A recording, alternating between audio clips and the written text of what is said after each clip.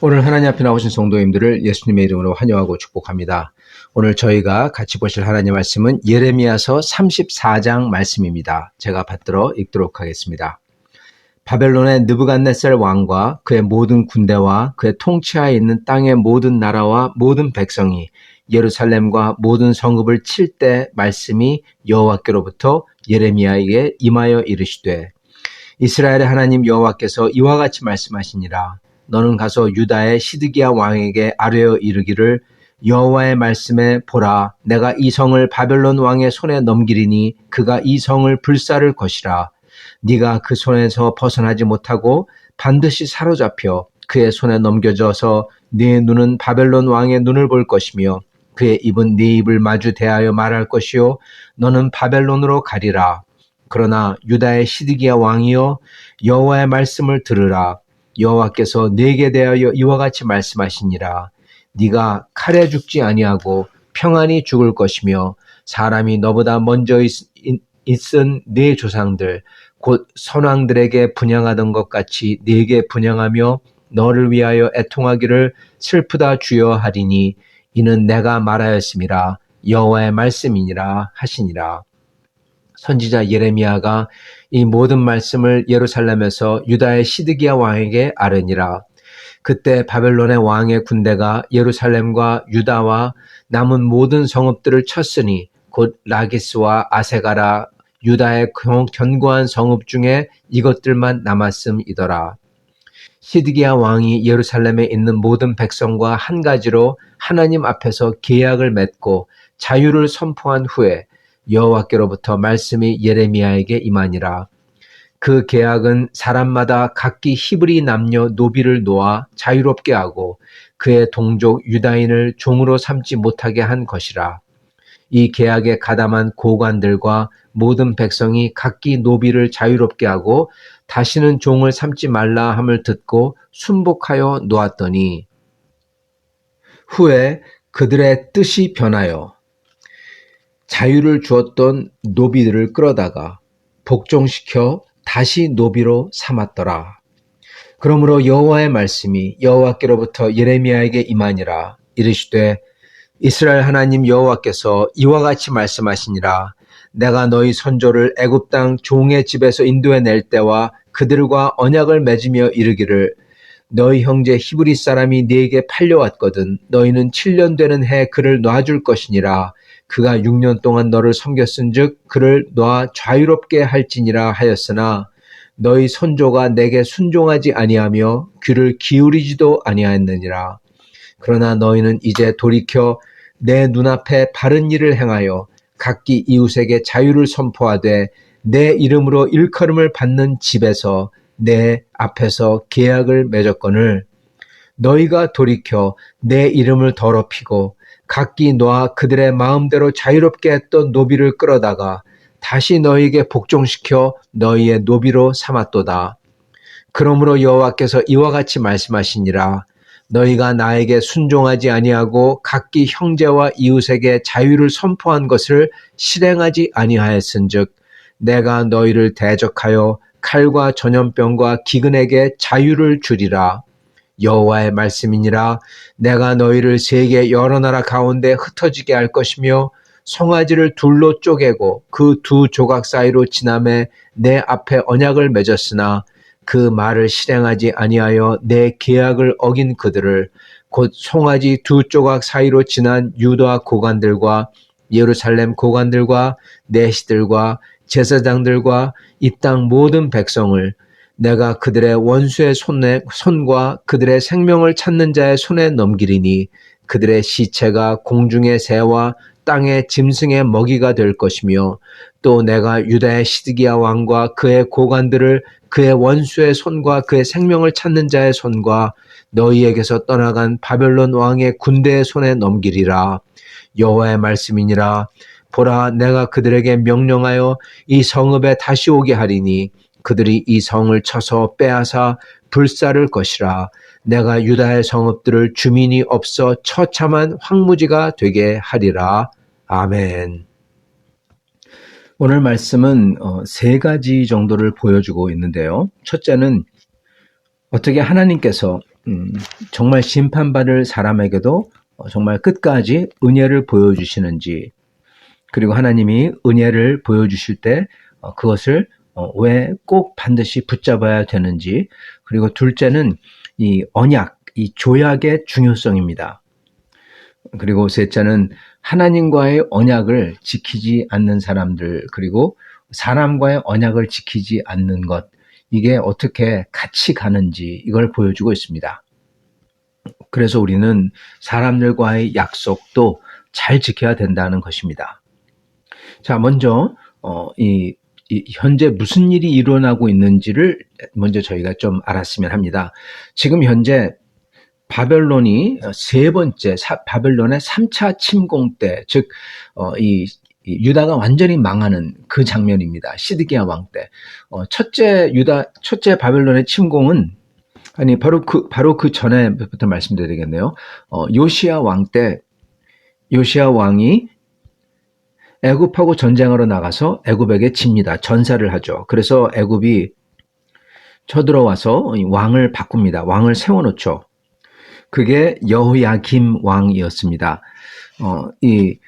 요시야 왕이 그렇게 애굽하고 싸웠던 이유는 여러분도 기억하시겠지만은 요시야 왕의 선조였던 히스기야 때부터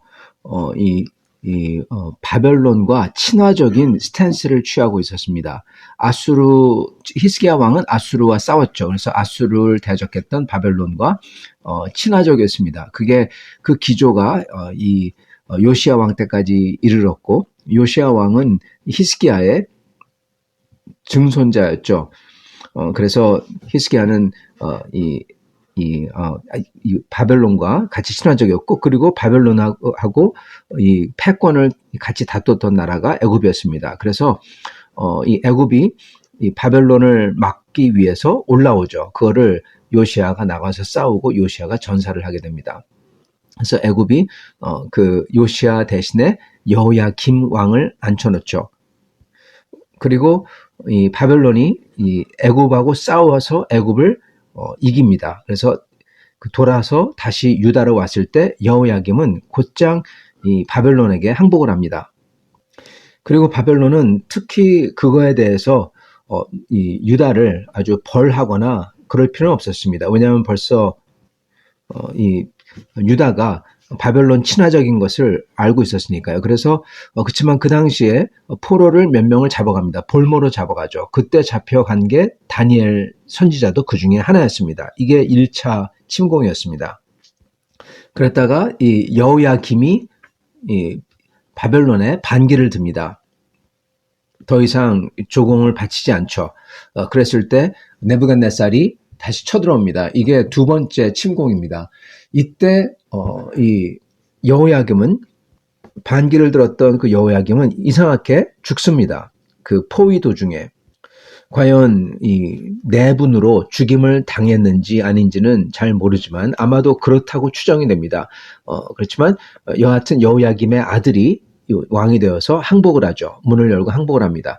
그래서 그때 바벨론은 들어와서 많은 사람들을, 거짓 10,000명을 잡아갑니다. 포로로 잡아갑니다. 그때 특히 엘리트들을, 그리고 이 제사장들, 그리고 재능이 있는 기능공들, 이 사람들을 많이 잡아가죠.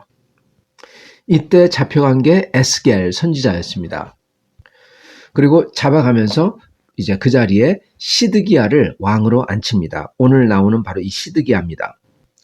이 두 번째 침공은 굉장히 좀 약간 징벌적이었죠. 왜냐하면은 반기를 들었으니까.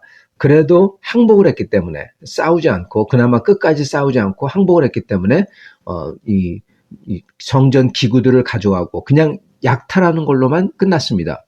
그런데 이번 세 번째 시드기야는 반기를 들고 그리고 거의 1년 동안 농성을 합니다.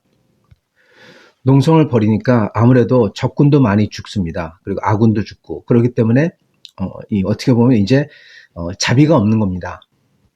그리고 1년 동안 농성을 하기 때문에 이제 모든 음식이 다 끊기는 거예요. 그래서 이제 거진 굶어 죽는 거죠. 이때 아주 처참한 일들이 일어나고 있는 겁니다. 바로 이 시드기야 왕에게 예레미야가 간언을 하는 거예요. 하나님께서 말씀하시기를 내가 항복을 하면은 내 목숨은 산다. 그리고 처참하게 물론 바벨론으로 끌려가겠지만 그렇지만 그곳에서 너희는 4절과 5절을 보면은 거기서 죽지 아니하고 그리고 거기서 살다가 처형되지 않고 죽는다. 그래서 너는 평안히 죽고 그리고 이 선왕들이 있는데 같이 선왕들에게 분양하는 것 같이 너에게도 분양한다. 즉 사람들에게 이 존경을 받고 죽는다는 겁니다. 그렇지만 이미 심판이 임했기 때문에 2절에 나오는 것처럼 바벨론 왕이 이 성을 불사를 거고 그리고 3절에 보면은 네가 도망칠 수가 없다. 너는 바벨론 왕에게 잡혀서 네 눈이 그의 눈을 보고 입이 그 입을 마주하고 즉 대면한다는 거예요. 대면하면 뭐라고 하겠습니까? 바벨론 왕에게 이 조공을 바치기로 약속한 다음에 그 언약을 어기고 그리고 농성하고 그리고 심지어 도망치다가 잡혀가지고 끌려오면은 바벨론 왕을 대하면은 무슨 말을 하겠습니까, 여러분? 할 말이 없는 겁니다. 그렇게 되니까 그렇게 완전히 창피하고 수치스럽고 자기는 아무런 할 말도 없고 죽임을 당해도 할 말이 없는 거죠.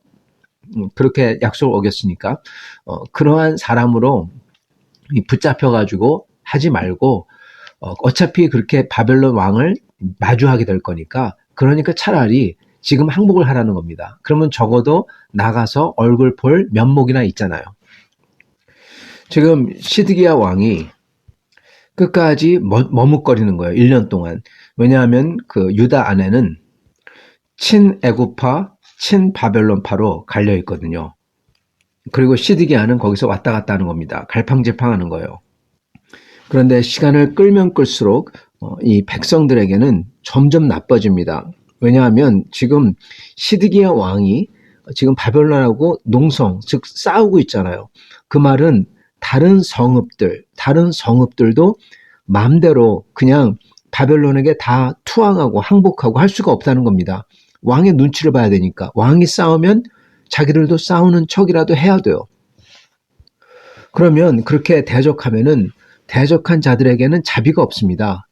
차라리 항복을 하면은 자비를 베풀지만 그렇기 때문에 지금 유다의 모든 성읍들이 여기에 보면은 유다의 남은 모든 성읍들을 쳤으니 곧 라기스와 아세가라.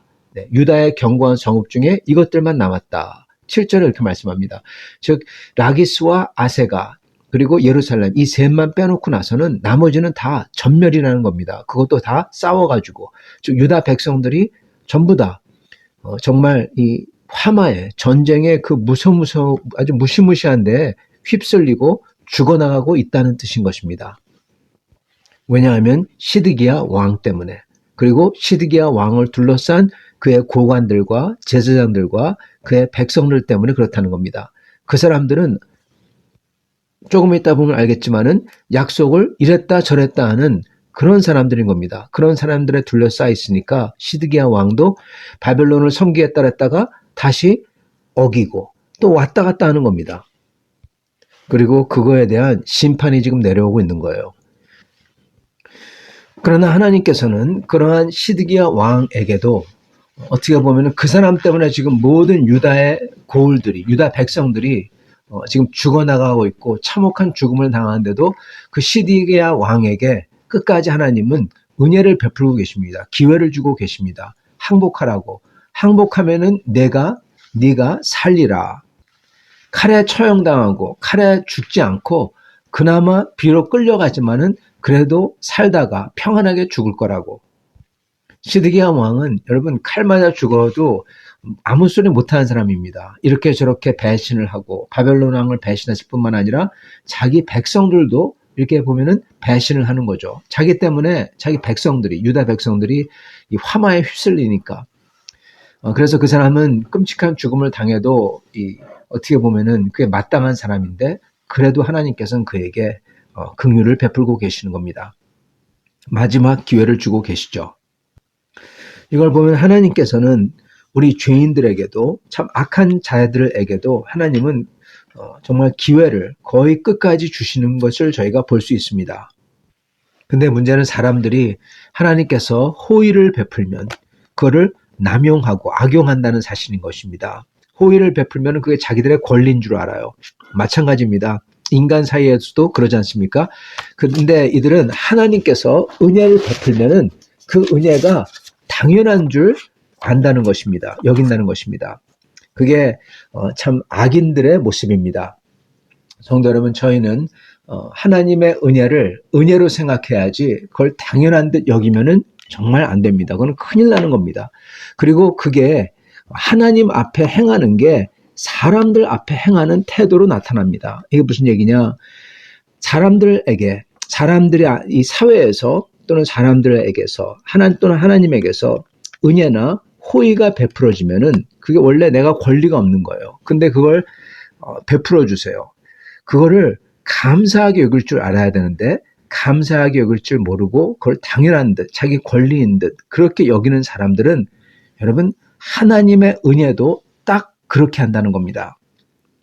그리고 그런 사람들은 여러분 더 이상 하나님의 은혜가 없어요.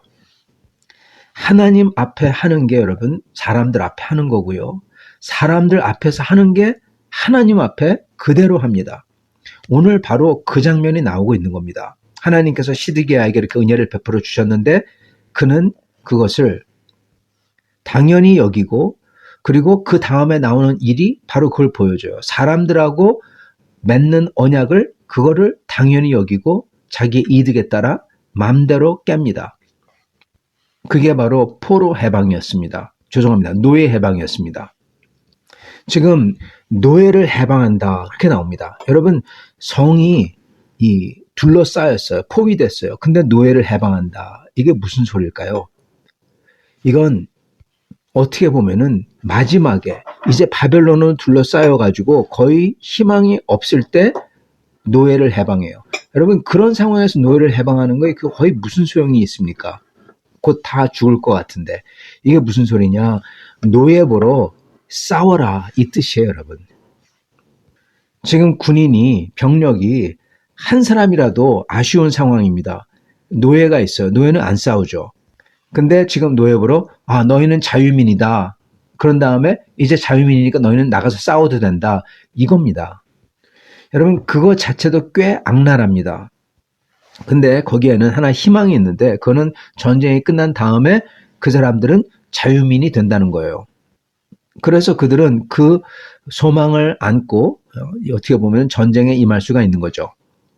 그래서 이 노예 해방을 대대적으로 왕과 제사장들과 고관들과 그리고 노예를 가진 소유한 모든 백성이 다 참석해서 대대적으로 언약을 맺습니다. 언약이라는 것은 언약식이죠. 송아지를 반으로 쪼개고 그 사이를 지나갑니다. 이게 무슨 뜻이냐? 아브라함 때하고 똑같은데요. 이거는 이 약속을 갖다가 여기서 맺는데 이 약속을 어길 경우에는 송아지같이 우리도 쪼개지리라 이 뜻이에요. 그렇게 해놓고 나서 노예를 다 해방했다가 그런 다음에 어떻게 합니까? 조금 있다가 마음이 바뀌어요. 전쟁이 끝나고 나서도 자기들의 가진 이 소유를 노예를 갖고 싶거든요. 그래서 그거를 다시 없는 걸로 되돌리고 물릅니다. 물르고 사람들을 다시 잡아서 노예로 만들어버립니다. 즉 이건 또 무슨 소리냐면 노예로서 병력으로 참가해도 이제는 소망이 없다는 뜻입니다. 그래서 바벨론이 전쟁이 끝난 다음에도 계속 노예를 유지하고 싶다 이거죠. 근데 여러분 전쟁 끝나고 자기들이 노예를 소유하고 있을지 할 수 있을지 또는 자기들 자신이 노예가 될지 그거는 하나님에게 달려든 건데 그걸 이 사람들이 모르는 겁니다. 까먹은 겁니다. 여러분, 하나님을 아주 우습게 알고 있는 겁니다. 그리고 하나님 앞에서 맺은 언약을 완전히 이거는 자기 멋대로 바꾸죠. 하나님을 정말 우습게 알고 있는 거예요. 그리고 하나님의 원래 뜻이, 하나님의 율법이, 하나님의 명령이 무엇이었습니까? 6년 동안 노예를 삼다가 7년째는 다 해방해라, 이거였어요. 그리고 77년, 49년, 77, 49년이 지난 50년째가 되는 해는 모든 노예와 그리고 빌렸던 땅과 이것을 다 돌려주고 다 해방시켜야 됐었습니다. 그게 희년입니다. 근데 그거를 하나도 안 지켰다는 겁니다. 그랬다가 지금 이제 바벨론에게 죽게 되어서 병력으로 차출하려고 노예를 해방시켜주고 그리고 이 당근을 달아준 거죠. 너희가 여기서 싸워서 이기면 너희는 해방이다. 그랬다가 다시 보니까 바벨론이 이길 것 같아가지고 그러니까 어차피 싸워도 소용없으니까 이제는 다시 또 마음 바꿔가지고 번복해서 너희는 다 노예다. 다시 또 돌린 겁니다. 여러분, 하나님의 법을 깨고 하나님의 언약을 마음대로 깨고 그리고 하나님이 과연 노예로 만들지 자기들을 노예로 만들지 이거를 갖다가 모르는 상황에서 하나님을 우습게 여기고 여러분, 하나님의 법과 하나님을 그 뜻을 깨는 것도 지금 3번이나 계속해서 깨고 있는 겁니다. 그리고 이거를 시드기야 왕이 자기가 앞서서 했는데 이거를 놔둬요. 그리고 이거는 왕뿐만 아니라 제사장들도 마찬가지고요. 그들도 했는데 이걸 놔둬요. 성도 여러분, 언약을 맺었으면은 그리고 그거에 대한 그 책임과 그리고 할 수 있는 뭐를 할 수 있는 이 능력과 권세가 있는 사람이라면 그거에 대해서 반발하고 그거에 대해서 싸워야 했던 것입니다. 근데 그런 사람이 하나도 없어요. 그래서 이들이 악한 겁니다. 제사장들도 악한 겁니다. 제사장들도 성벽에서 성 바깥에서 일어나고 있던 안에서는 예배를 드리고 하나님께 성벽 바깥에서는 몰렉에게 아이를 인신공양을 드리고 이것을 보면서도 그거에 대해서 말을 한마디 안 해요. 이거에 대해서 비판하고 이거 갖다 없애고 그러려고 하지 않아요. 악한 겁니다. 제사장들도 그러면. 그리고 왕과 고관과 제사장뿐만 아니라 일반 백성들, 노비를 소유하고 있는 모든 백성들이 똑같은 짓을 한 겁니다. 그러니까 그들도 전부 다 악한 겁니다. 여러분, 하나님 앞에서 언약은 그러므로 하나님의 명령은 여러분 이렇게 어기면 안 되는 겁니다. 지금 사람들하고 물론 하나님 앞에서지만은 노비들과 그리고 자기 자신들 그리고 왕과 고관들과 그리고 그들 앞에서 다 같이 맺은 언약을 이렇게 마음대로 이랬다 저랬다 해버려요. 상황에 따라서 이렇게 사람들 간에 하는 게 하나님에게도 똑같이 하는 겁니다. 그리고 바벨론 왕에게도 똑같이 하고요. 이랬다 저랬다 하잖아요. 바벨론 왕에게. 그러니까 바벨론 왕에게 쳐들어오는 거고 심판받는 거죠. 그리고 하나님 앞에서 이렇게 왔다 갔다 그리고 자기들의 이득에 따라서 하나님의 법을 완전히 농락하고 하나님의 심판받는 거죠. 근데 문제는 그렇게 심판을 받으면서도 바벨론의 공격을 받으면서도 이렇게 상황을 눈치를 보면서 그 약속을 계속 요리조리 자기 마음대로 바꾼다는 겁니다. 여러분, 이러면 절대로 안 되는 것입니다. 그래서 우리는 사람들에게도 사람들 앞에서도 신실해야 되고 그리고 곧 그게 하나님 앞에 신실한 겁니다. 그리고 하나님 앞에 신실하다면 사람들 앞에서도 진실돼야 되고 신실해야 되는 것이죠. 이러니까 여러분 이렇게 사람들 앞에서 신실하지 않고 하나님 앞에서 신실하지 않으니까 바벨론이 쳐들어왔을 때 그렇게 신실하지 않아야 한 사람들을 바벨론이 전부 다 거의 멸하는 것입니다. 그게 당연한 거예요. 그리고 이제 시드기야 왕, 하나님께서 시드기야 왕에게 은혜를 베푸시고 그리고 그가 바벨론으로 잡혀가서 거기서 평안히 죽는다고 했는데 여러분 물론 하나님께서 언급한 게 있기 때문에 그가 잡혀가고 칼에 죽지 아니하고 바벨론에서 죽습니다. 근데 거기서 그 과정이 끔찍합니다. 그의 아들들이 잡히죠. 도망가려고 그래요. 끝까지 항복을 안 하다가 하나님의 말씀을 안 듣습니다. 예레미야의 말을 안 들어요. 그래서 끝까지 버티다가 성벽이 무너졌을 때 밤에 자기들만 도망가요. 그러다가 잡히고 데리고 와서 자기 아들들이 자기 눈앞에서 목이 달아납니다. 그런 다음에 그 두 눈이 빼어지고 그런 다음에 동해 쇠고랑에 채워서 끌려갑니다. 하나님 말씀대로 바벨론으로 끌려가서 죽는데 그 과정이 이제는 더 이상 평안히 죽는 게 아니라는 겁니다. 왜요? 하나님의 말씀을 끝까지 안 듣고 그리고 그것을 번복하고 그리고 그 하나님의 언약을 번복하는 것을 이 사람들과 언약을 번복하는 거에서 똑같이 하고 있기 때문에 그 사람이 원래 그런 겁니다. 그 존재가 시드기야 왕이라는 사람이 그렇고 그리고 이스라엘의 예루살렘에 있던 제사장이나 고관들이나 백성이라는 사람들이 전부 다 그런 사람들인 거예요. 즉 그 사람들 자체가 몰렉에게 붙었다가 하나님에게 붙었다가 이러한 성격과 이러한 인격을 가진 존재라는 겁니다. 그래서 그들은 하나님의 심판을 그리고 바벨론 왕의 심판을 당할 수밖에 없는 존재가 됐다는 것입니다. 사랑하는 성도 여러분, 저희는 하나님 앞에 맺은 언약을 즉 예수 그리스도를 믿고 주님을 따르고 섬기겠다고 했던 그 언약, 그게 언약이거든요. 그럴 때 주님께서는 나의 주가 되고 나는 주님의 백성이 되고 그럼 그 언약을 지켜야 되는 것입니다. 시간과 때와 상황에 따라서 왔다 갔다 하면 안 되는 것입니다. 그거는 신실하지 않은 눈치 보는 나쁜 사람인 거예요. 그래서 그 언약을 지키는 것은 주님을 사랑하고 그리고 주의 백성들을 사랑하겠다라는 것입니다. 주님께서 십자가를 지셨죠. 그것처럼 저희도 주님을 따라서 가겠다. 즉 주님을 따라갈 때 십자가 길을 가겠다. 그리고 주님께서 뜻하시는 원하시는 그 주님의 백성들을 사랑하며 증인으로 이 세상에서 살며 그리고 예수 그리스도의 그 언약을 알리겠다. 그게 저희가 하나님과 맺은 언약인 것입니다. 그것을 지키며 살아야 될 것입니다. 그리고 그거를 하나님 앞에서뿐만 아니라 사람들과도 그렇게 신실하게 해야 된다는 것입니다. 사람들 앞에서 신실하게 약속을 지킬 때, 언약을 지킬 때 저희는 또한 하나님 앞에서 신실하게 살게 되는 것입니다.